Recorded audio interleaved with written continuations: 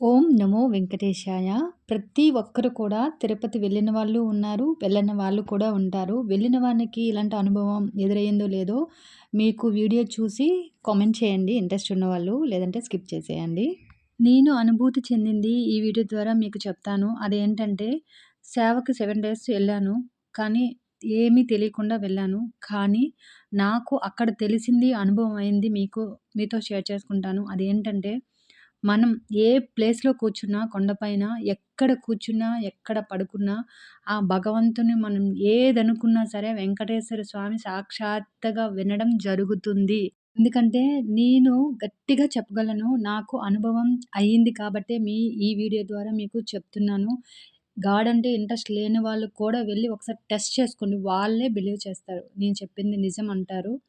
ఇంకో విషయం గూడా మీతో చెప్పాలనుకుంటున్నాను. చాలామంది తిరుపతి చాలా రోజుల నుంచి వస్తారు, వెళ్తుంటారు. కానీ హడావిడిగా వచ్చి, హడావిడిగా చూసి వెళ్ళిపోతుంటారు. కానీ అక్కడ 2 డేస్ అయినా కొండపైన ఉండి, భగవంతుడు ఏంటనేది తెలుసుకొని వస్తే బావుంటుందని నేను అనుకుంటున్నాను.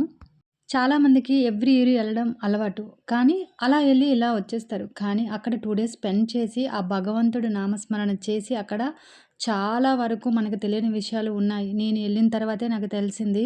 ఎంత బిజీ లైఫ్ ఉన్నా కొద్దిగా అలాగా వెళ్ళి మనం నేర్చుకొని మన చుట్టుపక్కల ఉన్న వాళ్ళకి చెప్పడంలో తప్పు లేదని నేను బిలీవ్ చేస్తాను.